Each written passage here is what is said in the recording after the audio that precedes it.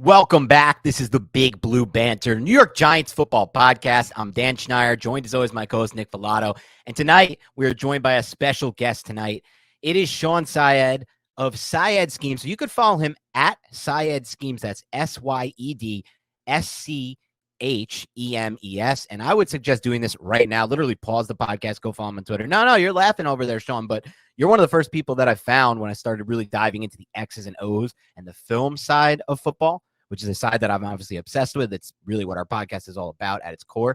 And so you can learn a lot. You listen, and by you, I mean listening to the podcast right now, you can learn a lot. And he is this week, I mean, obviously it's Giants-Vikings. He covers the Vikings, but this week there's been some stuff on the Giants and the Vikings matchup coming up. But you'll learn just anything just following his film breakdown. So we're really excited to get him in today. Really excited to talk X's and O's. And this is going to be a different kind of preview than we've had basically all year. Basically from this, until this point, we've had some players on, we've had some analysts on, but we haven't really dove much into the X's and O's of this and the film stuff. So I'm very excited to actually get the take of the opponent, the take from someone who knows his stuff about the opponent they're playing coming up. So Shawn, without further ado, let's just dive right into this thing. The first thing I want to ask you about, this may not be, as nitty gritty, but one thing I've heard all season, and I haven't really watched any Vikings tape too much, at least until this point, is that they play a lot of off coverage and they're really bad in off coverage. Their numbers are really bad on defense and off coverage. This, when I hear it, I think, well, maybe the Giants can finally unlock their passing game this week against this style of defense. So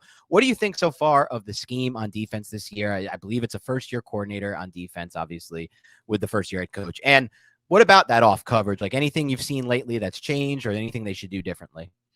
Nick and Dan, so glad to be here. Awesome intro. Really do appreciate that. So the defense, it's an interesting kind of conundrum. So it's a Fangio tree defense. Ed Donatel has worked with Vic Fangio for a really long time. As you said, first year of the scheme, we're like 14, 15 games into the scheme. And the easiest thing to point to is to say, hey, this is a defense that they want to put kind of a ceiling over the offense, right? We want to make you check it down. We want to make you take snap after snap. Eventually, we think one of our rush guys in Zadarius Smith or Danielle Hunter is going to make a play, or we think you're going to mess up, right? And that has happened to the Vikings' advantage. The games where the Vikings defense hasn't looked as good is particularly when they don't get pressure. All of your defensive calls look way, way better when the quarterback's on the ground, right? Whatever you call, if you're getting pressure, it just makes it better. I know Giants fans love to think about, the OC days, the Tuck days where Tom Brady's on his back, right? Your defense looks better when your defensive line is playing well. In terms of off coverage, what's changed a little bit just really in that last game that we saw from against the Colts. Obviously, it's hard to kind of do a one-to-one with how much is this going to relate to the future because that was such a wild game and how many of those things are like, hey, we really need to speed the other team's offense up. But they did play a lot tighter coverage. And so part of that, I think, is you're playing the same coverages. It's just in your match, you're playing that a little tighter, right? That is one thing. But they also did use man coverage a little more. I think that zone coverage is a beautiful thing, and every team uses it, will use it, and will continue to use it. But particularly in two high structures, that, of course, the Vikings, that's their base. And that's something that the Fangio tree loves. Those flat defenders, those quarter flat defenders, they are asked to do a lot. But again, that is by design, right? We're not going to let up home run balls. If you run four verts at us, we're not going to have an issue with that. But every single defensive call has a weak point. Right. So what I love that I saw last week was that tighter coverage, a little bit more man, a little bit more pressure. And that's something I know that Giants fans love. And it's such a funny convergence for the Giants and Vikings to kind of cross over now, where I think maybe last week for the Giants, where they had those kind of double teams built in versus Terry McLaurin and seeing a little bit different stuff there.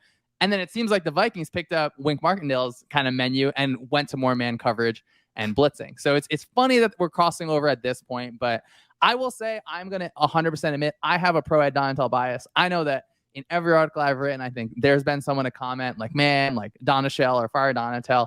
But it's a system that takes time. It is for a purpose. Things look worse when you don't get pressure or when you don't turn over the ball. But, I think that it is a system that showed, particularly last week, it is adaptable.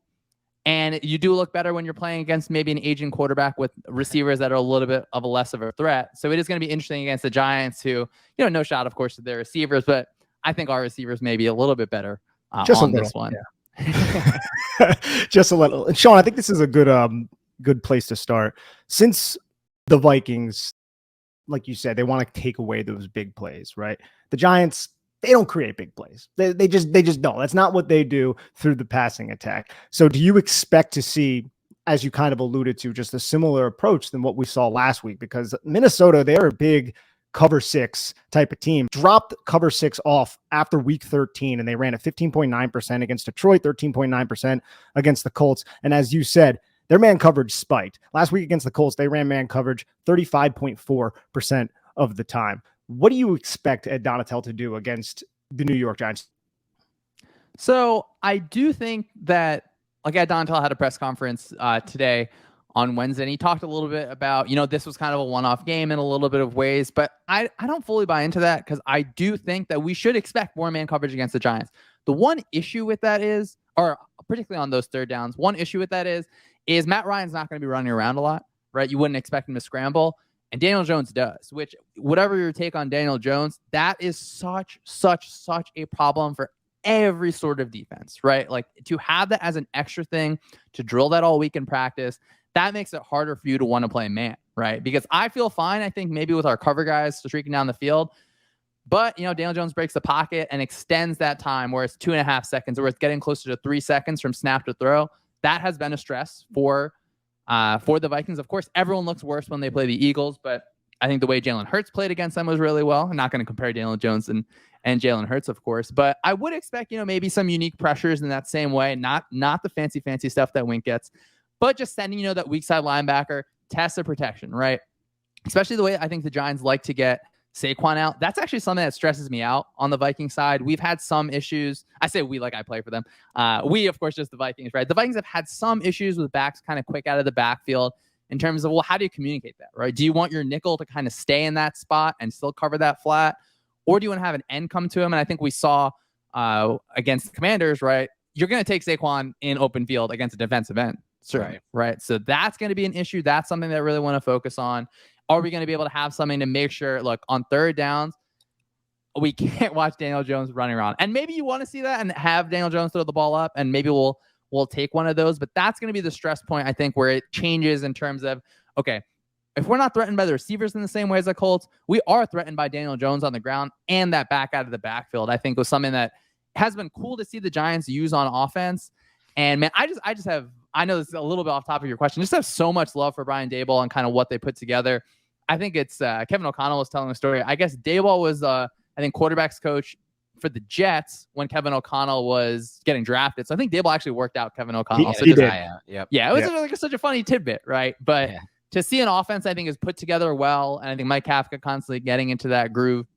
It's gonna, I think, Donatel comes out in their base sort of stuff, and it's not like you're not going to see their kind of cover 8, cover 6 stuff.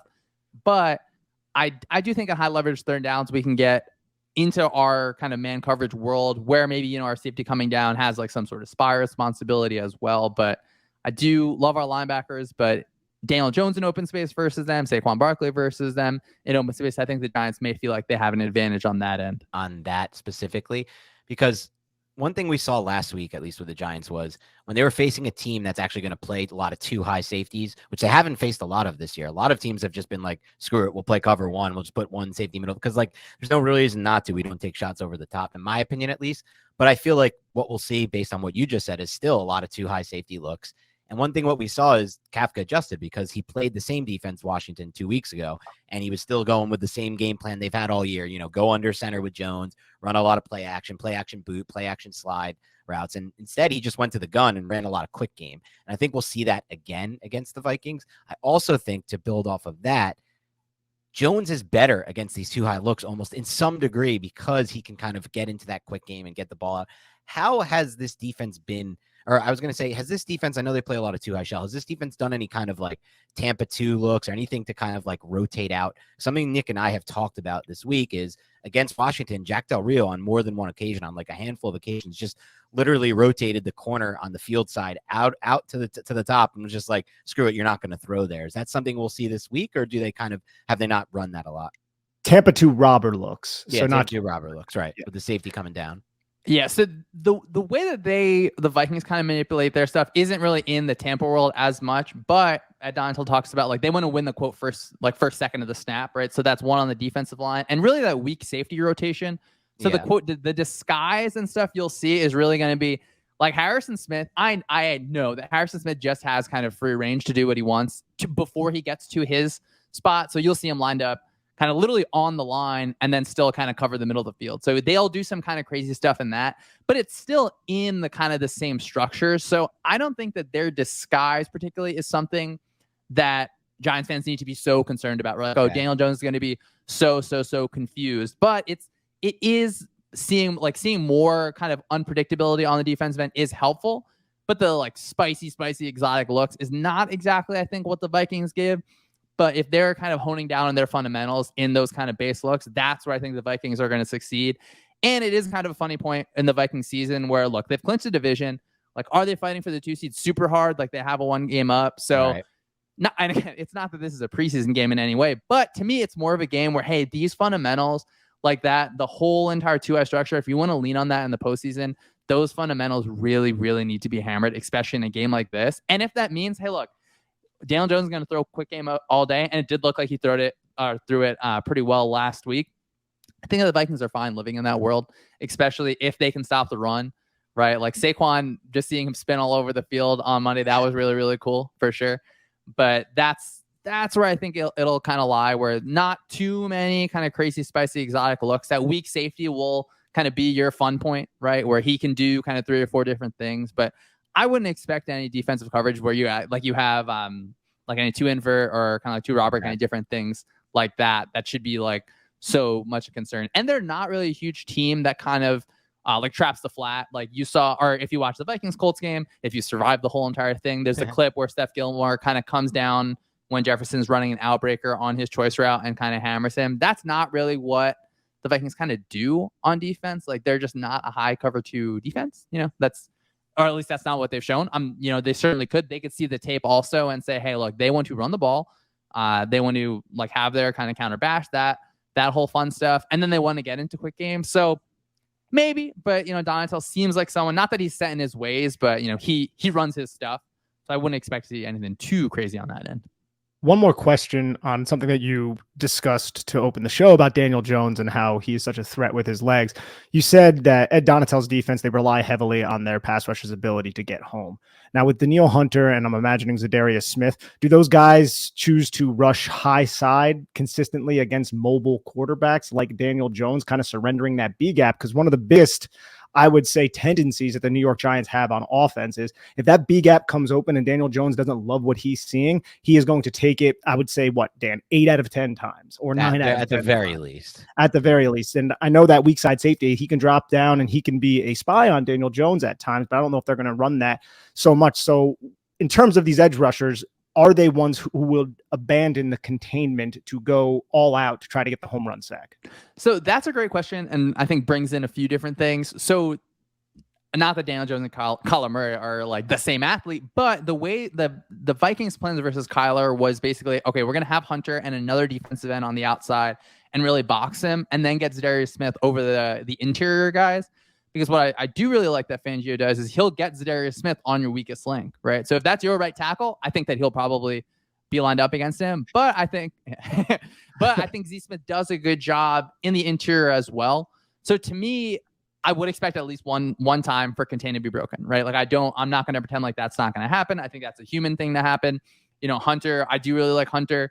It's not that they get caught inside too much. It's just, I think, too hard to constantly rush play after play, like really discipline and do that, right? But what I do like on the Viking side is that I love our interior guys, right? Like Harrison Phillips is good, and Dalvin Tomlinson, who I know you guys, that's my favorite Viking, like by far.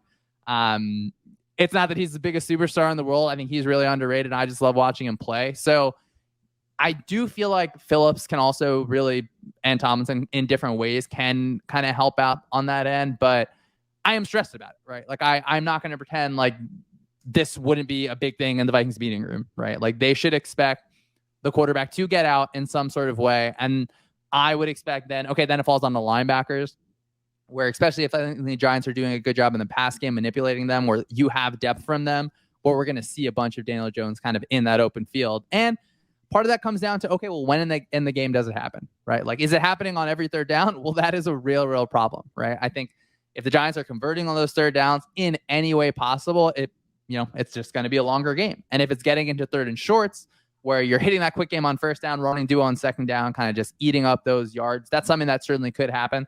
Vikings defense lets up yards, right? Like every defense lets up yards, but I think the Vikings defense is not happy to do it, but comfortable doing it, knowing that, hey, we'll kind of get one on third down. So, I think the Vikings plan is more, all right, we got to get things clicking on offense, and we still want to be able to get after Jones, right? Because I think that they feel comfortable, again, maybe on that the offense's right side, or we can get after that tackle that we don't have to force Z Smith on the inside. Right. I'm guessing you guys run a lot of twists and things of that nature with your 4-man pressure package, because that's something that I felt like the Giants, and Dan, I want to get your opinion on this. I think the Giants did a pretty good job against Washington. There was one play that was blown, but other than that, against Philadelphia, it was an absolute nightmare. And throughout the season, the right side specifically with Mark Lewinsky and Evan Neal, they've been a liability whenever teams have decided to run either ET or TE twists. Is that something that the Vikings, you think they will employ? So they do have that stuff. They do it a little bit less than we would like to see. But from that note, I would expect then you're going to see Z Smith over right guard. Like in some sort of way, it's going to get manipulated that we get that one-on-one. And I think that is the way that Donatell and really I think the rush guys together prefer to do it, where it's, hey, I can beat this guy one-on-one, whether it's a bull or, it's a speed mover on the outside. Like we want to get them in their best matchup. And that's the way it happens more, I think, than the stunts. But the stunt stuff is in there. And I think ETT stuff is good, particularly versus like draw, for example. If they feel like they're really getting beat up in the quarterback run game on pass plays, like quarterback scramble stuff, I think then maybe we see it a little more, just, stir the pocket in some sort of way. So to me on the Giants end, the biggest concern is, okay, I think of offensive line as a weak link system, right? You maybe like to have 5 really good guys as opposed to 1 superstar and 1 really meh guy. So it's where's your weakest link? I think Zaire Smith is going to line over him. And, you better hope that you held up kind of as good as you did versus Washington.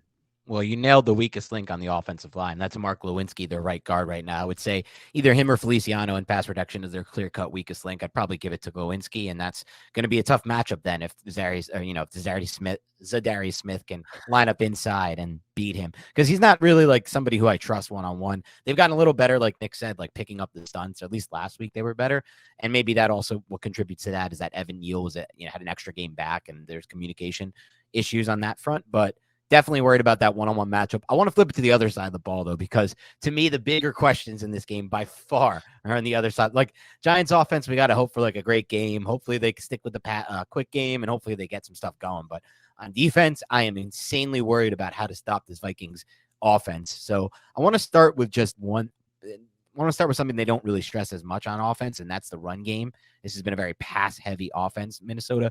Going into this season, one of the players I just completely avoided in fantasy. I do fantasy also for a living, Sean, is Dalvin Cook, because I actually thought, and nobody was talking about it, going away from that Clint Kubiak style system is really bad for him, because that was perfect for his skill set. And I did not think that this new run scheme was going to be good for his skill set. How has the blocking scheme evolved? What are they running a lot of? Because I asked this because the Giants are a very simple defense. They are good against zone run games, and they are really freaking bad against any team that wants to use power and gap, specifically counter runs. So what have they used? What have you seen? What are we going to see in this game? And how has Dalvin evolved within this blocking scheme?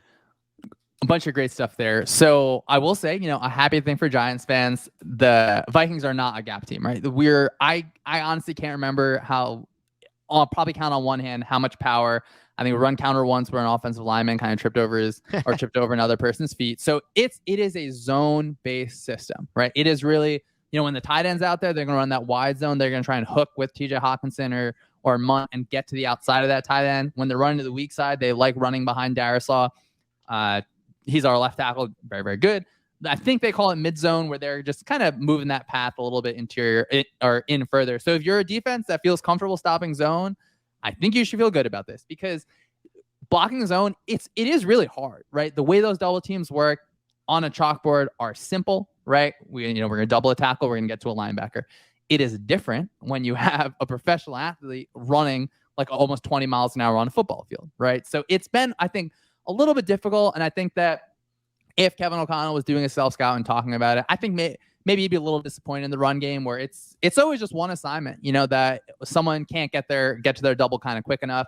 And that's, of course, going to happen in the run game, right? That's not something that's unexpected, but it does feel like O'Connell is committed enough to the run that you're going to get some wasted downs on offense. And that is, I think, something that's been really, really frustrating all year. And I understand, like, you need to have a run game. I'm not one of those, okay, we never need to run the ball guys. But what I do like how they kind of manipulate that, even when they can't run the ball, is getting into heavier sets and getting their play action game going.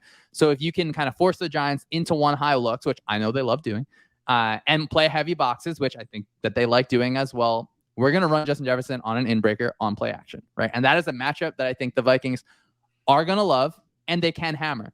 But the run game, I think, is not really something that the Giants defense really needs to be worried about. If Dalvin Cook is just eating yards on the run game, I mean, that's really, really stressful for the Giants defense because that just opens so many other things up. And what I do really like about Dalvin Cook this year is, you know, he's one of their 5 eligibles. Like Kevin O'Connell, I think, understands that he has the skill set to catch the ball and run. And he still has like gas in the tank, right? He's got that big run against the Bills, big run against the Dolphins. That crazy long screen touchdown against the Colts was really, really fun. So I think that he gets used in the pass game in a lot of ways that I just appreciate a coach that does that, right? That takes advantage of their skill set, right? It's like if you saw Saquon Barkley only run straight, that would be a disservice to all of his talents, right? I think that putting him in different ways. But I would really be more curious on the Vikings end. Okay, they're not going to start running counter. I watch both the Commanders games. How many times can a team run counter? It's so funny to see. I mean, hey, if it works, it works. That's your and team. It did work. The Giants literally couldn't find an answer for it. Yeah, but I don't expect the Vikings to look that and say, you know what, we're going to install this week.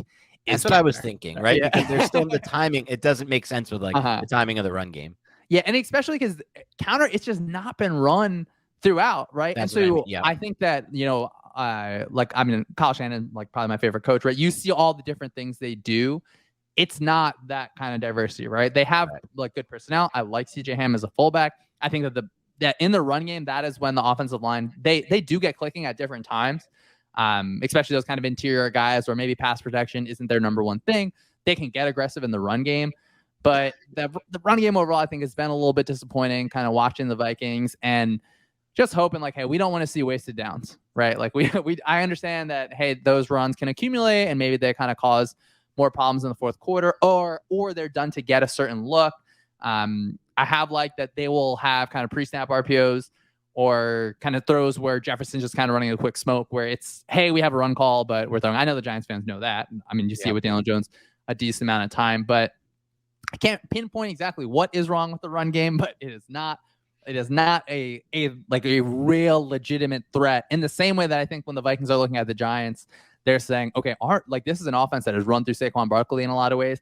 If we are not set to stop this, it is going to be a long, long day. I think the Vikings have had a little bit harder time, and it's, you know, simple stuff, whether it's getting like really figuring out those doubles or getting the timing on it, or defenses have also, I think, evolved to stop the zone run game in a lot of different ways, whether if I'm running zone left and kind of defensive end, just kind of they spike in, the linebacker replaces. It's really cool to see if you're a lover of defensive football. But you know, on the tape on the run game on offense, it's a little more frustrating to look at. So I have 2 things off that, Shawn. One, how much can you attribute Garrett Bradbury not being there over the last couple games to the struggles in the run game? I know that I'm pretty sure at least the Vikings have struggled all season, so maybe that has nothing to do with it. But after that, can you answer that question, and then I'll ask you the second question. So I guess I wouldn't just put it on that, just because from all like the clips I've seen earlier on in the season and watching that, you still have those kind of double team issues. And again, it is hard to point direct blame on someone. And a lot of times it's just good plays on defense, right? Like that happens. I think that a lot of zone structures, of course, like there's going to be eventually an unblockable player.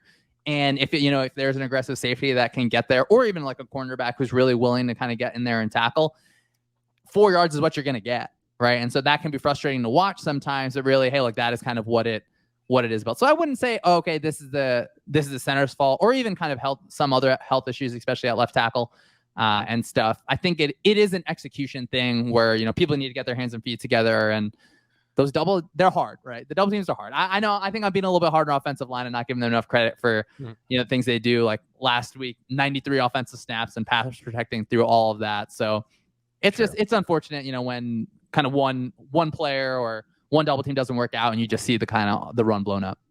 And I think it's interesting too, because the New York Giants, their defensive personnel, they don't want their inside linebackers out there.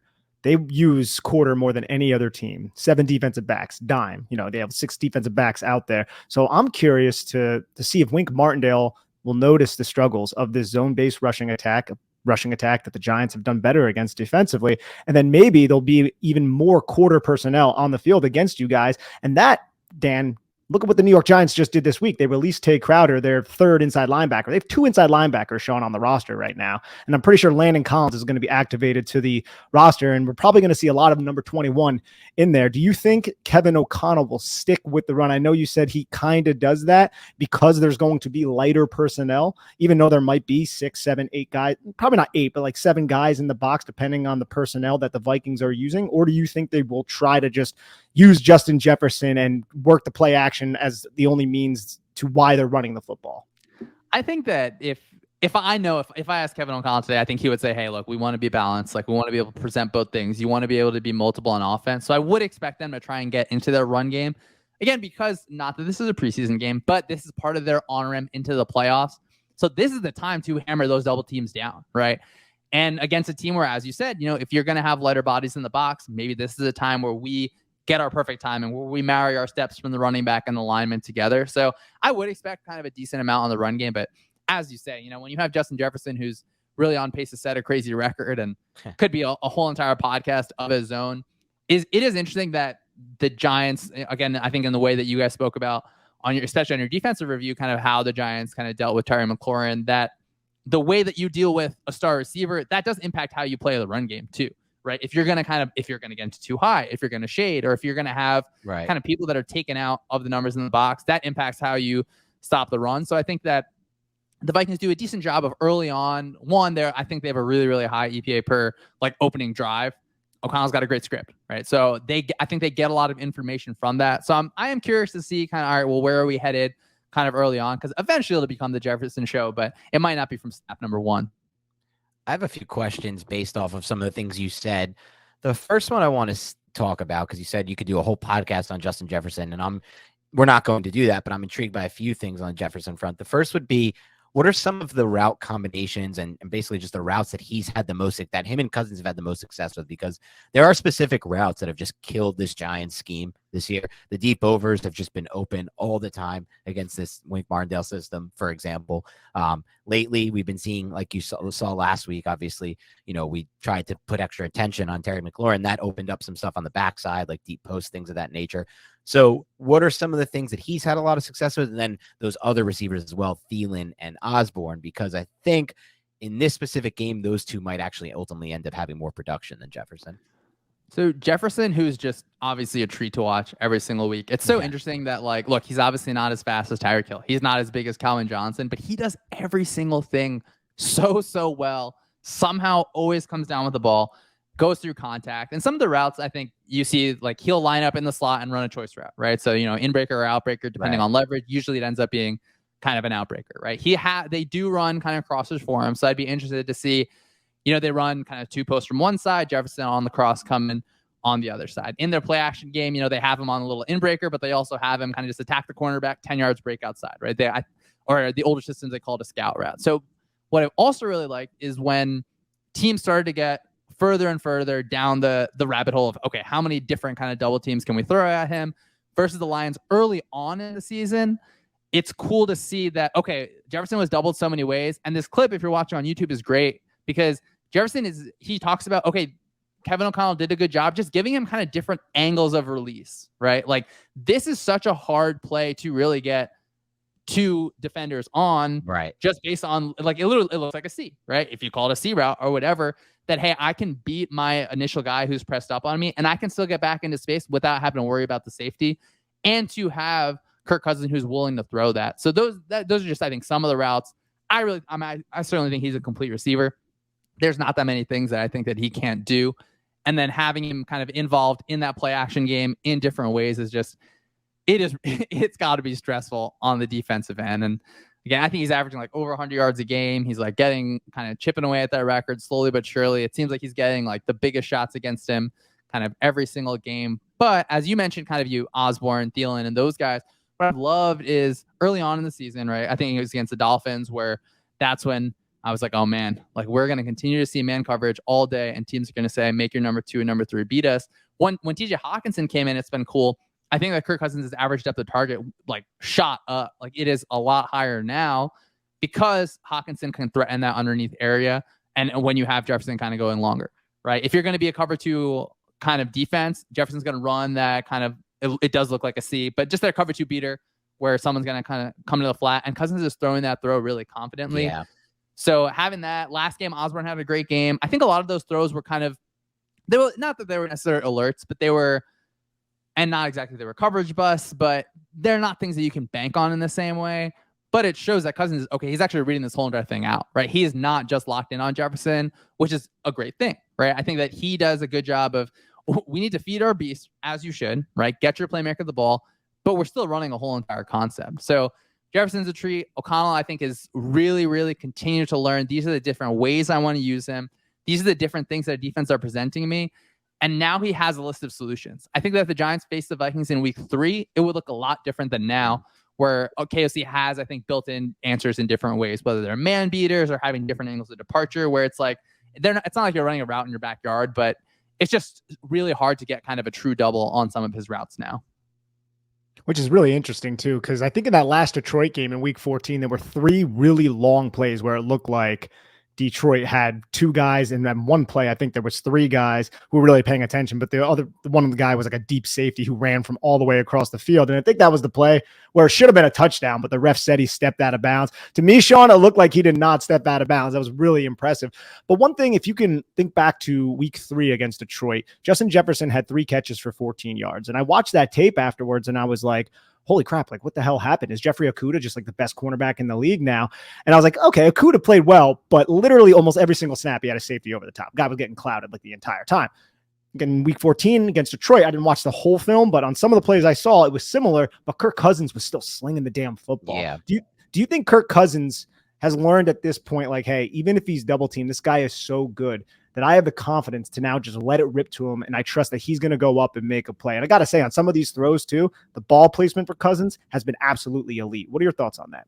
That's such a great question and a great thought. And I do think that is true, where I think quarterbacks, they sometimes have a hard time kind of shedding their stripes. I'm not going to pretend Kirk Cousins isn't a similar player than he's been his whole entire career, but he is definitely, from my eyes, throwing into tighter windows with more confidence.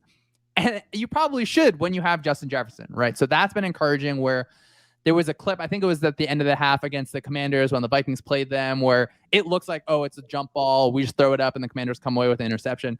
But seeing that was really one of the first times where like, this is such an encouraging sign, because we have an absolute stud receiver. And if a quarterback is going to get him the ball or get the ball around him, that is awesome. The Bills game was another one where I know everyone saw the best catch ever. No shots at OBJ, our guy, right? But like one of the best catches ever.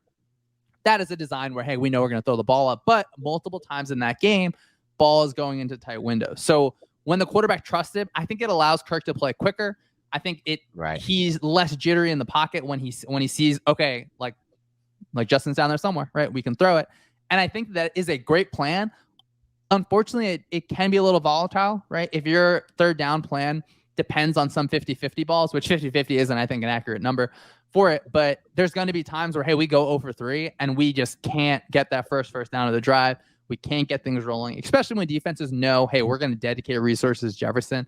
But I'm so glad you asked that, because Cousins, I think, is a litmus test for people that watch. A lot of people are hot on him. A lot of people are on cold on him, probably somewhere in the middle, but really has those times in a game where he understands his personnel, right? He knows that Justin Jefferson, it's gonna look covered, but covered is just different for Justin Jefferson, right? Especially when you're in those kind of trail techniques from a press corner, right? If his back is, the defender's back is to you, you can probably squeeze the ball into Justin if you have that kind of confidence. And you mentioned the kind of earlier Lions game, because that was really, not that there was a blueprint, but that was something that was really interesting, where it was like, oh, like we just got beat up by the Eagles, which we all know how good all know how good the Eagles are. Well, is this just going to be the plan going forward? And I do think that refs throw a little bit more holding flags now. I think that they see that on the defensive end, where look, if I was drawing it up, my number one thing would be like Jefferson has to get literally grabbed off the line like every single time. And, in some high leverage situations, we're going to see how far the refs are. I know it seems like maybe the Giants got a little bit of good defensive holding luck versus the Commanders. So if the refs are hesitant to throw those kind of 5-yard holding calls, but even if they do, if it's maybe less leverage downs, I think sometimes you have to live with that. So I hate to think that, hey, the one way to beat him is to play illegally, but really going to have to be kind of physical, I think, in some sort of way, because the offense does such a good job manipulating zone coverage and knowing if you're just going to play off zone, you're going to get melted. And I know that's not Wink's personality anyway, so it's not like we would see that. So I'll be curious to see. Okay, I would expect maybe a similar plan than versus McLaurin, right? Say we get 2 people over there.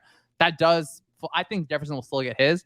That falls to the other guys. I think Hawkinson early on in his time in Minnesota has been really, really strong. I think he's had just, a few ups and downs, maybe just, bumps and bruises kind of going through a season. But if you can get your number 2, get your number 3, where Osborne is really, he's a vertical guy. I think he's going to take the top off the defense a lot, where Hawkinson is going to be the kind of one cutting in there. I think Adam Thielen's he's been banged up dealing with an ankle injury really since like week 4. So he's maybe not at full speed, but someone who still makes those tight window catches. So I think if you're the Giants, like, you would be happy for that, though, right? If you can kind of, not that it's, we need to hold Justin Jefferson under 100 yards, but if we're forcing 2, 3, and 4 on the call sheet to make the plays, I think as a Giants fan, you'd be happy with that overall.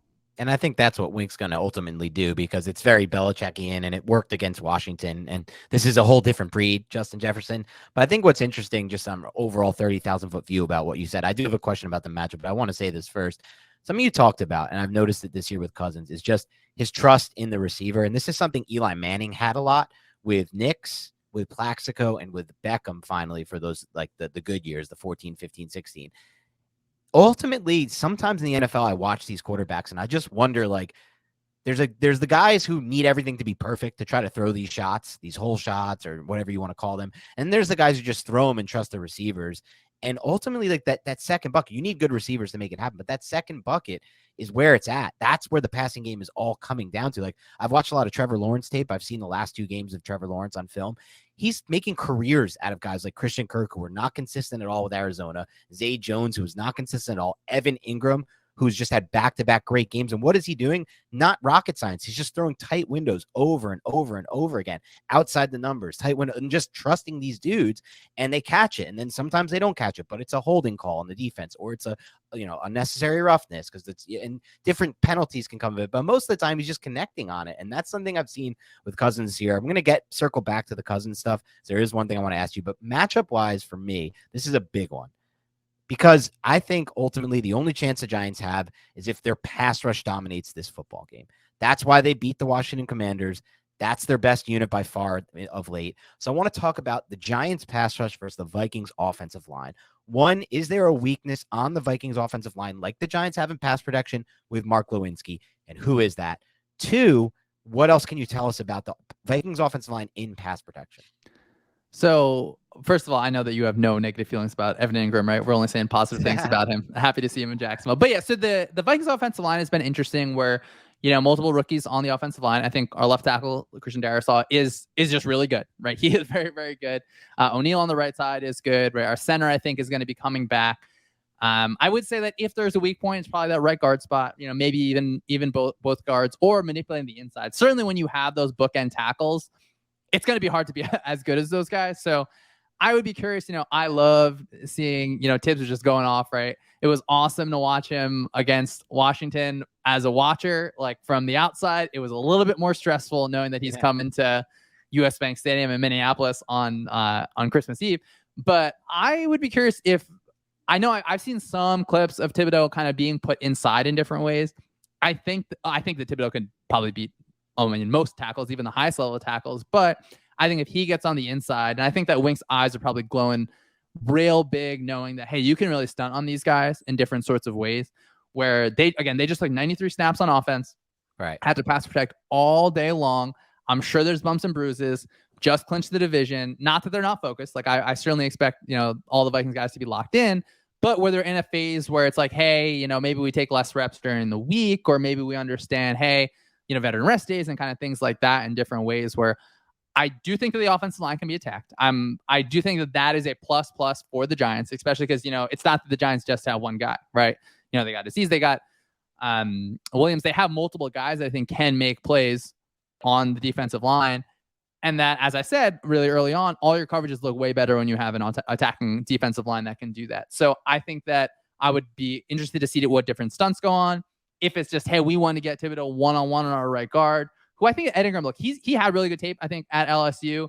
And he's rookie. He's putting things together, right? I expect him to be, to get to a decent place in this league. I think right now, maybe he's just not at that point, which there's I think no shots at him, but he's still putting it together in a way that I think right now the Giants are circling that spot and figuring, let's stunt at him. Let's, get him moving laterally side to side. And then let's just kind of send Kayvon at him. So it'll be interesting to see. And I'd be interested to hear kind of what you guys have seen in terms of, well, does Wink just like sending him outside the edge or different things that they've seen? I remember there's that one clip where there's like 3 guys in a row. I'm not sure how crazy we get with that, but how much he can kind of get inside too. I think a couple of the reps from last week, they had him inside. Nick, you can correct me if I'm wrong on this, but he really just looped around. He didn't actually have like a one-on-one matchup with the interior offensive lineman. I haven't seen too much of that. Have you, Nick? No, he's aligned inside a handful of times this season. I think last week he did it the one time where he did loop around, and that's traditionally what they do. And I think one big reason for that, Shawn, is not just because Kayvon can't do that, but it's also because you have Dexter Lawrence and Leonard Williams. And to me, those are both very good interior defensive linemen in terms of rushing the passer and stopping the run. I mean, the defensive line is the strength of the New York Giants. That's the dangerous part of this team. And if I am a Vikings fan, that's what I'm worried about. And I don't know much about the Vikings offensive line. I will say this. I've studied a lot of these kids coming out of school, and I feel like from a stylistic standpoint, you have a bunch of finesse guys and then a couple just like brute dudes. Like Ed Ingram and Christian Darrisaw were like brute physical guys who wanted to like throw your face into the dirt. Whereas Ezra Cleveland and Brian O'Neill were like finesse. Brian O'Neill was a tight end at Pitt. Right. Like, I don't know. I feel like from a stylistic standpoint, that's pretty interesting. But in terms of what the Giants do, they will run twists, but they like to blitz. That's their philosophy. They blitz more than any other team in the league. 44.1% off the top of my head, which is almost half of their plays. They're bringing some sort of blitz. It could be from the nickel. It could be from the inside linebacker position, which is something I feel like they've done a lot over the last 3 weeks, specifically with Micah McFadden, who has assumed the starting role over Tay Crowder, who is no longer on the New York Giants. And also another thing they love to do is rotate typically the weak side safety down and send them off to the backside. And that's one way how the Giants got off the field. And I think it was a 3rd and 3. It might've been a 3rd and 5 with 27 Jason Pinnock coming. So you know what Wink does. I mean, I know you study your film. He's going to put 7 guys on the line of scrimmage. He's going to bail some out. There's going to be simulated pressures. He's going to try to do everything in his power to create free rushers to just wreak havoc on the opposing quarterback. Now, one question I have based off that is, how has Kirk Cousins performed under pressure? And has he really faced a team that brings as much pressure as the New York Giants does? Well, no one's faced as much pressure as a team that the Giants, right? But so Cousins against pressure has been interesting because I think the Eagles game, again, everyone looks bad against the Eagles. Some teams in the NFL are just really, really good, right? So it really, really looked early on in the season like, oh man, we're in week 2. We're getting pressured. I'm going to start hearing people be like, oh, Kirk Cousins overrated this, and that. But I do think he's played better against pressure, whether it's things like stepping up in the pocket kind of well. I do also think that's partially on Kevin O'Connell. He's done a good job of adapting, whether it's, throws that are quicker or, hey, look, we have to have a deep, deep bag of man beaters, right? It can't just be, hey, we're going to run the same stuff. We're going to trust Jefferson to do it because the defense is smart. And I think the Giants will do this is, hey, we just need to disrupt your timing just a little bit, right? It doesn't have to be where every single time we get to Kirk, we're slamming him down, but maybe in the past we've seen Kirk not be jittery, but maybe a ball gets high. I have felt just good about how he's played under pressure in different ways. Where at the same time, where of course, I mean, there's going to be sacks here and there, right? Like I'm not going to pretend like there isn't that. Even against Indianapolis, they have, I think, a strong guy in the interior for sure on defense. He was able to beat some guys on the Vikings, right? So where I do think Kirk's pressure play has been better. I do like about the Giants is, if we were to agree, maybe the defense isn't the number 1 most talented defense in the NFL, you should lean into volatility, right? Like you should lean into those kind of plays on the premise that, hey, if we get a sack fumble, that is so huge. The Giants game was over when Thibodeau had that touchdown. Like it is so hard to recover from that, to lose a possession, a defensive touchdown, have to force the offense to go 0 yards, right? So I think if the Giants can do that, and that is possible. I do really I think Kirk Cousins is great in the pocket when he's getting just absolutely destroyed about holding on to the ball. So maybe that's something that will be a little bit harder for the Giants than I think against the Commanders quarterback. But it's something where his play is at a high level. But I mean, I expect some sacks, right? And that's unfortunate to have. It just, I think, is going to depend. Well, when is that happening, right? If the Giants' offense is clicking, that run game's working, the Giants get up 7-0 early, and the Vikings kind of fall in that rut that they feel like they do kind of once a game, like clockwork in the third quarter, where they're just hit that stick in the mud area. That's certainly a spot that the Giants are going to be able to take advantage of. Shawn, you brought up man beaters, so I just wanted to share this, Dan, on YouTube real quick, because this was one of the most ridiculous plays I saw in terms of just getting embarrassed as a defensive back. Look at that corner. That cornerback doesn't know where Justin Jefferson is until Justin Jefferson is accelerating upfield. That's insane. Like, look at that poor guy. He has a family, man. Like that's insane. Like, not only does he set a pick and allow KJ Osborne to run wide open, but and I feel so bad from his perspective in the film room. He probably took so much shit for that. But you get to watch that every week, Shawn. Look, like I said, I'm a really lucky guy about this. And again, what I like about it is that clip, if you were, just listening on Spotify or Apple or whatever, like he looks like he's running kind of a shallow, like a drag that he does that often. And then he breaks out. Right. So it's a combination of this guy has an absolutely elite skill set. This coach wants to take advantage of that. And we're going to make things look the same in different ways, right? It's not always going to be, hey, this is a designer call, right? Like this is a play that is designed like if anyone remembers there's the route against Steph Gilmore where he's running that. It's pretty much like a Cooper Kupp, like Renfro route, right? Like they talked about like Jared Goff accidentally discovered it with Cooper Kupp, like in the summer because like Cooper Kupp was kind of covered where, okay, that's a designer route.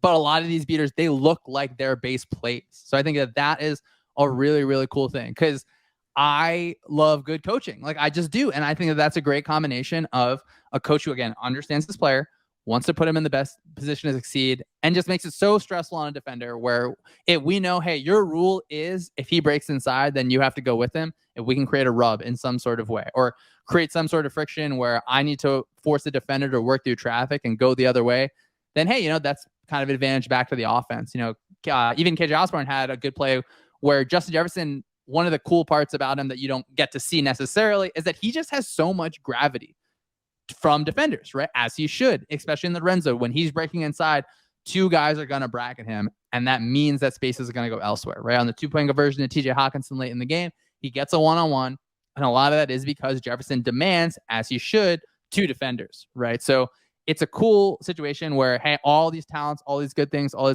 but, some players also make life easier for other players. And it's really cool to have Justin Jefferson in that.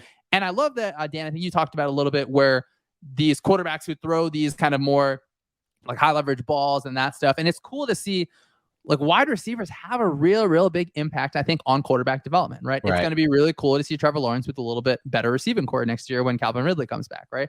Yep. I think it makes a lot of sense that Josh Allen and Steph Diggs, like, it's beautiful seeing them together, right? I think they bring the best out in each other, and I think Jefferson does that for Kirk, and that'll be something I'm interested to see. Even if you think of Daniel Jones as kind of a stopgap quarterback for however long going forward, get a really good guy in that room, right? It's no shots to who's there right now, but what does that offense look like when the defense is saying, "Oh no, like we are stressed about this," and they're not just saying, well, we can, close the middle of the field. Let's go stop the run. It'll be interesting to see that in the same way. Again, I think Jalen Hurts is just better than Daniel Jones in a lot of ways. I don't think that's particularly controversial, but seeing Jalen Hurts in an offense where, man, like that offense is so good and you can't play man coverage. I know as the Giants saw in different ways. And when they run slot fade, when you just have that many threats, right? It's just too hard to do it. And I think that's part of why the Vikings kind of add TJ Hawkinson and, just get a little more interested in that. When defense they're going to try and shut down Jefferson, we can go elsewhere as well.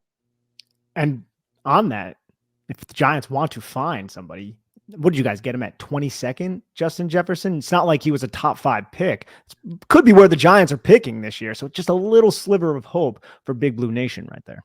Absolutely. Yeah, and what's interested is like for now, it seems like every year a guy like two studs from Ohio State come out, right? You see Olave and man, Wilson, I know not even across the street, like in the same building as I'm sure it's tough to watch a receiver that talented, but the second round, I think, is a place where you can also get receivers, right? Like it may even go back to like, the kids these days, like they just are trained really, really well, right? They get so many reps. I think when they're, in college in these systems that, really are detailed and ask a lot of them.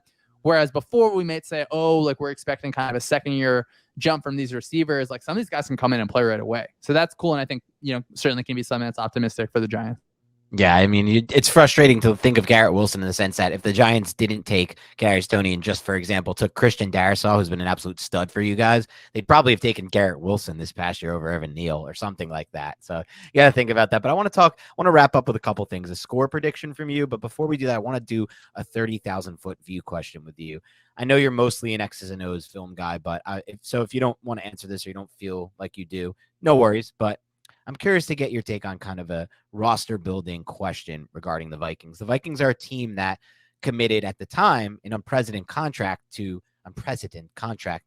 Kirk Cousins. It was guaranteed money, fully massive contract. Since then, they've had to basically just keep kicking the can on that contract and on Kirk Cousins' cap hit, kick. And each year, as you're seeing next year, I think is going to start to really kick this into gear. They're going to have to get rid of guys that are really great players for their team and helping their team because they simply can't afford to because they're committing so much of their cap to this quarterback, Kirk Cousins, who, and in my opinion, and please don't take this the wrong way, Shawn, but I don't really view the Vikings as a serious Super Bowl contender this year, to be completely honest. I don't think from what I've seen in some of their games, if they have to run into the Eagles, I'm not even sure they're going to do a good job against the Niners. So how do you feel about this type of thing? And where are you at with this? Because I feel like this is kind of the ceiling for some of these quarterbacks that you invest in the NFL. And I'm not so sure that's like a ceiling I want to go down or I have any interest in. And I know it's so hard in the NFL. So it's like, all right, if you don't do that, how are you going to find your, Trevor Lawrence, Pat Mahomes, Justin Herbert types? But also at the same time, if you don't find those guys, is there really even any point to grinding to a certain? So I'm just curious how you've enjoyed the experience, if it's something you would want to do again, or like if you even yourself are like talking about in your head, like maybe we start to consider a Jalen Hurts route at some point in these next couple drafts where we take a developmental quarterback in the second round, then we can move Kirk Cousins for picks like the Eagles did with Wentz or something like that. Yeah, the Vikings are so interesting. I want to make it clear. I think I made it clear in every single way. Okay. I don't think that the Vikings are going to win the Super Bowl, right? Like, I really don't. Like, they're not as good as their record.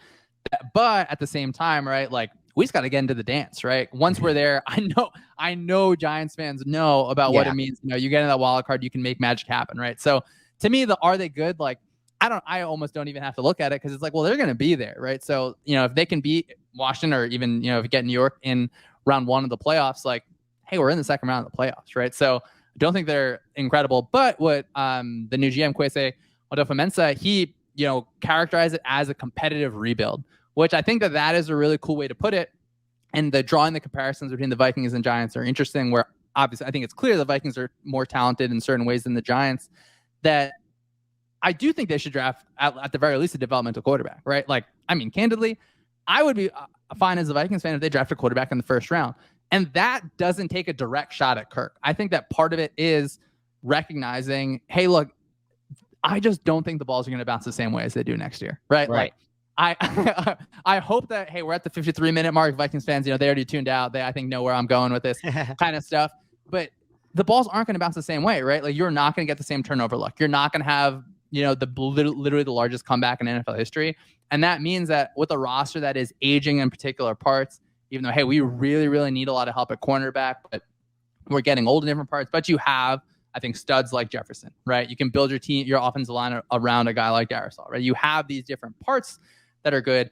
I would say, hey, for the Vikings particularly, it's really time to think about it. At the same time, I think that Kirk has played well, and to the point where he's not a guy you cut, right? I think that he's in a different, like a full different tier than Daniel Jones. I think the Giants side of that is like, it was already time to move on, right? I don't think that you need to sink any more into it. It could be a situation where I really think that the smartest idea is, hey, if we can get him on a smarter contract on our end, make it a little shorter, where it stinks. It's easy, right? I know that Nick plays a bunch of Madden. Like, when you play Madden and you just kind of plug another, like a computer in there, that's different than with a human being.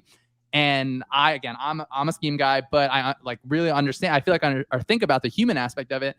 If you draft a quarterback in the first round as the Vikings, well, does that affect Kirk? Maybe it doesn't, right? I think that is a sign though for him. But I think, Kirk's an adult. I think he can understand that. But then you get that kind of maybe tension a little bit in the locker room if Kirk is playing as well, and people say, oh, we had all this luck last year and all this stuff. Where is it this year? So it's such a hard question. And I think it's a central question in why GMs just like get fired and like why GMs that kind of hit on a quarterback get lucky. Oh, sorry, not get lucky. Why GMs that get lucky in some ways, yeah. Oh, yeah. That's like true. You don't. Right? It's not hard to draft Joe Burrow #1 overall or Trevor Lawrence. Good point. Right. So I do think though that the quarterback position is just so important that like it has to be multiple shots, right? Like it cannot be something where on the Giants side where we're gonna stay pat, right? Like I'm glad you have great backup in Tyrod Taylor. Like I think it needs to be someone where it's a developmental guy. Or you have a situation where it's like the Eagles where, hey, it's the guy who we're still figuring it out in different ways. Let's build the absolute best team around him as we can, understanding where, as you said, once that quarterback contract comes up, unfortunately, you do get kind of pulled away in other sides. And you're going to have to pay a quarterback eventually, right? So your hope is that, hey, we've got enough tape on this guy. We know him in our system. And that's something I think it's hard to kind of quantify. Like Cousins has had 15 weeks in this specific system, right? Right. Next year, his play, I think, again, partially versus luck, partially versus, maybe it's health with other guys or anything. I just don't think it's going to, like, the Vikings are going to look as good as this, even though he is more comfortable in this system. And so my concern for players is, I know that you guys know this with the Giants, is I don't want to have a developmental or a quarterback that gets 3 different offenses in 3 years. Like that is such a disaster. And it's so unfortunate, which I do like that the Giants feel like, okay, they're building the plan around Daniel Jones in certain ways where we think of, okay, the Vikings are a Kevin O'Connell offense, but like really your offense is your quarterback in a lot of ways, even if it's built around like the running back. So I feel like I gave like no answer at all. But the important parts to say are the Vikings, I don't think they're Super Bowl contender. And that's okay. Like the Vikings, we're not expected to win the division. All right. You can, I think, be in that quote competitive rebuild when you have talent like the Vikings have. Like I think they have their cornerstones in different ways. Like I said, Justin Jefferson is a stud. Like they're gonna draft a cornerback next year. That makes a lot of sense. The tough ones, come in when you like Adam Thielen comes up and you're like, look, this guy's gonna be in the Ring of Honor. Like he has a huge cap hit next year. I don't know. Like what message do you send to your guys if you cut a guy like that? Right. Where you think, hey, I can bring in someone that's better than that. And then I do think there's such a value in continuity. Right, the more you play in a system, I think for a lot of players, like it's going to be better, right? Like it's hard to think that when Jalen Hurts is in the offense next year, who man, I hope his shoulder gets all good, and I hope that they're fine for the playoffs and everything. I know Giants fans maybe don't feel the same, but when he's in that system again, that's really, really kind of positive and healthy. But definitely a proponent, and as long as you have the locker room controlled, where especially I think the Vikings do. I watch all their press conferences. I'm not gonna pretend like I've been in the locker room or like felt what it feels like. I think they have an awesome culture, right? What I am really intrigued about KOC this offseason, his first year as having coached, and then that offseason where you may probably have an emotional attachment to these guys that you've really ridden through a lot of things with, like, well, do you make those hard cuts, right? Like, are you able to kind of bring competition in a healthy way? Right, where like all of us would love to, you sign Matt Flynn and then get Russell Wilson kind of just walking in. But I'm not sure he's going to really have that option. That's my whole thing, Sean. When you keep kicking that can, that's a good quarterback. You don't really have that option. Everybody brings up these Eagles example. Look at this team they built around Jalen Hurts. Well, yeah, because Jalen Hurts was a 2nd round pick. He's not even the 1st round pick rookie deal. This is 2nd round. This is like $1 million against the cap for 4 straight years. That's literally the only reason they're able to do what they're able to do. So it's just the financials of it is really interesting to me because I don't know what you really are supposed to do. It's very hard, but I'm just not so sure there's so much of a ceiling with paying the quarterback unless that quarterback is in that top 5. That's true. Yeah. I think the coach GM kind of dynamic is so interesting because it feels like the GM's job is, hey, we need to be good 3 years from now, obviously good now as well. But then the coach's job is like, we need to be ready tomorrow. So like, well, what is your kind of balance with that? And so I would say that I'm comfortable with Kirk Cousins' level of play, like the way he's getting paid. Now, if he was a free agent, would I sign him to a deal that I think maybe Lamar gets, or that eventually the Herbert deal that's just gonna be so many zeros, so incredible to watch? Okay, maybe not, right? But where we're at now, understanding, I think it's better for Minnesota to play with the quarterback that they have. He is not the number one, I think, average year per average annual salary per year hit. And you build the team kind of in the way that you can. You're right, it hamstrings you. We were talking about baseball before this. They don't have a salary cap. Football does. You have to take your lumps in certain ways, but you can make up for that if you're paying that kind of maybe Kirk Cousins in that 10, 12 range when you hit on your draft picks, right? Brian Asamoah coming in. Hopefully Lewis Cine gets healthy. So it's such a tragic injury to see him, right? If you hit on those, it makes it easier to pay a guy when he's, hey, look, this guy's at 12. But I do think, maybe we have the volatility to kind of bump up. So where we like on a spreadsheet look at, hey, well, this is this quarterback. This is his number. This is where I think he is at in this league. I know we all agree. It is so much more complicated than that. And where you do have team building issues, ideally, right, we get a stud on a rookie deal, right? We get the Trevor Lawrence to walk in and just like, we can really kind of sign these things. You make a really good point about Hurts, right? He's on that kind of like that rookie deal, especially in the second round. I love that you brought that up. But I think you can still build a competitive team. Like when your quarterback is doing that, understanding, hey, look, we can go, we can win 12 games this year. We might win 8 next year, if the volatility kind of goes in the opposite direction. I have kind of a dumb question, Shawn. All right. That kind of gets away from everything that we just covered, but you share a division, the Vikings do, with the Detroit Lions, who to me are kind of riveting, somewhat compelling, right? You got Dan Campbell's opening press conference. He's talking about eating kneecaps and stuff. How does the rest of the division view the Detroit Lions? Like, are they like the little brother? Are they like the punching bag? Or are they like just an annoying team? Like, what is the opinion of the Detroit Lions within the NFC North?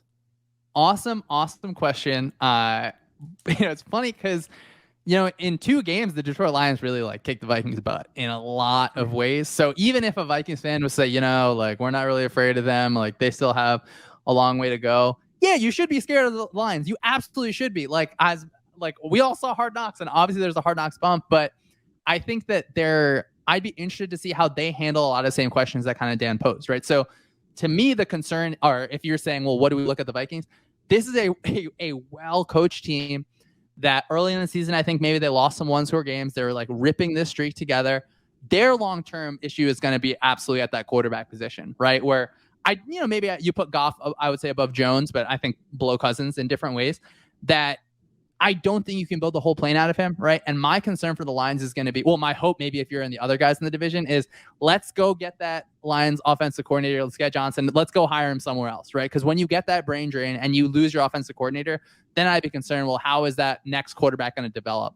So I think Lions have a good draft pick kind of through trades and stuff, but absolutely concerned. Like if I was to just pick randomly, like I think every season, one team that didn't win the division ends up in the playoffs. Like the Lions are a really, really good pick, I think, going forward. Not only are they a darling just because of like, quote, how they play and stuff, but like, man, like their offense is really well designed. It is stressful, I think, to watch on the defensive end. The Vikings, like one of the reasons why people were yelling so much for play tight coverage is because the Lions just really ripped up this kind of off coverage in different ways, which shows, okay, this is an offensive scheme who, this offensive coordinator grew up drawing up quarters beaters, right? Like he understands these rules. He knows how to do it. They have like Jameson Williams, who I love. He was at Ohio State previously, but then went to Alabama where he got, all those clips and stuff. Like that's a team where you should be concerned, right? Where the rest of the division, hey, you think Justin Fields, I love Justin Fields. I think their roster is a little bit further off. The Lions are really pushing up, whether Green Bay, I think in a lot of ways can be hit or miss. You see, well, where's Rodgers at? Obviously, like I think they've hit on their receivers really cool in a really cool way this year, but I'm not going to expect the Vikings to have the same amount of wins next year as this year. If they do, it's like it would be like absolutely, I think something that would be unprecedented. Just the way that they win these games.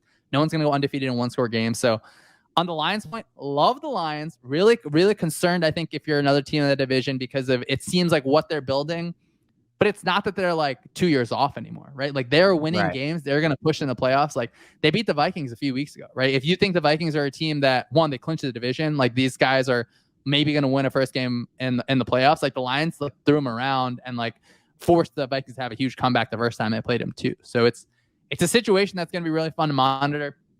It's not even like it's a little brother anymore. I'm the youngest of 3. It's like when I got to high school and then my older brothers were like, oh no, like he's actually faster than us now, right? Like it's getting to that point. And the question is going to be obviously like, right, what's going to happen at quarterback? Is it going to be, hey, like we need to have Goff for another year. We're going to bring in a guy and then, that holdover and kind of develop that thing. And it's crazy how many of these kind of questions kind of fall down to, well, what's going to happen at quarterback? And I think that's for all 3 situations, the Lions, the Giants, and the Vikings, that where the Vikings, I think, should feel the most secure about that.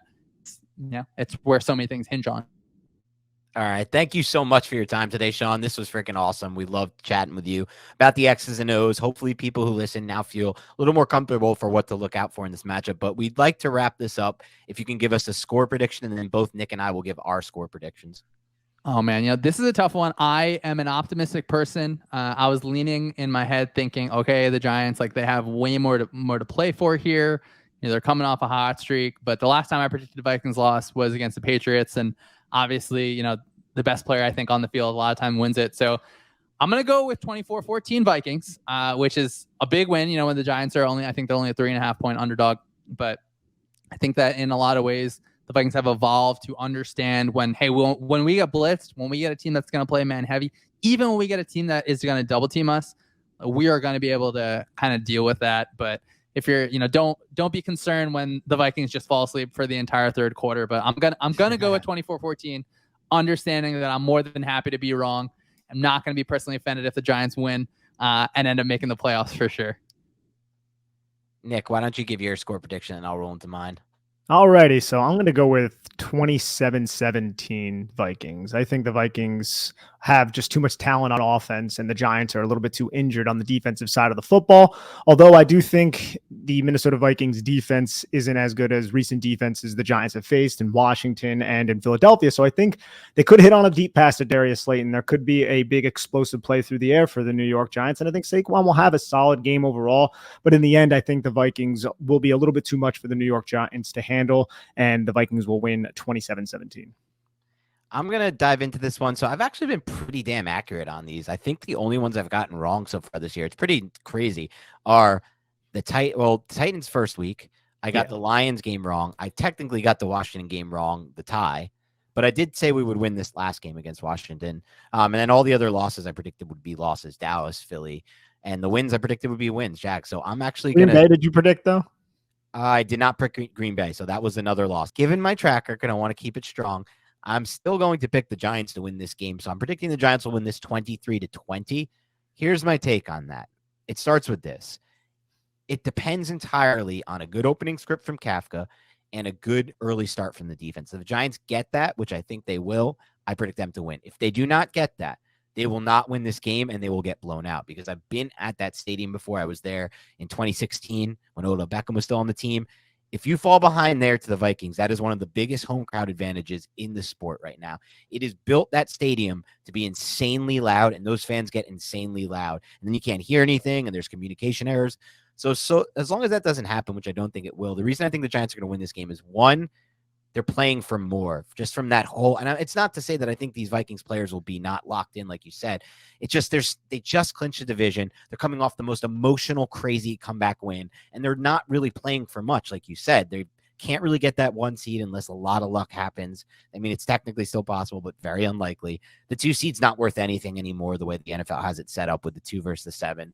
And so there's just not much riding for the Vikings. The Giants, on the flip side, there's a lot more riding for them. Yeah, they're in a good position after beating Washington, but they still need to win 1 or 2 of these last 3 games to really lock it in. So I think based on that, based also on the fact that I think because the Vikings don't run a lot of power gap and don't run the counter game, they're going to struggle in the run game. There's going to be a lot of 3rd and long situations. That's where the Giants defense thrives. They're going to get to Cousins early. So I think ultimately, Giants start early with a few scores, like touchdowns, then a ton of field goals from the Giants. I think they're going to get 2 touchdowns and just field goal. And then they're going to the Vikings are going to have more offense than the Giants. They're going to look better, but they're going to struggle a little bit in the red zone and then turn the ball over a couple more times than the Giants. And that's the recipe right there. So 23-20 Giants. That's my call.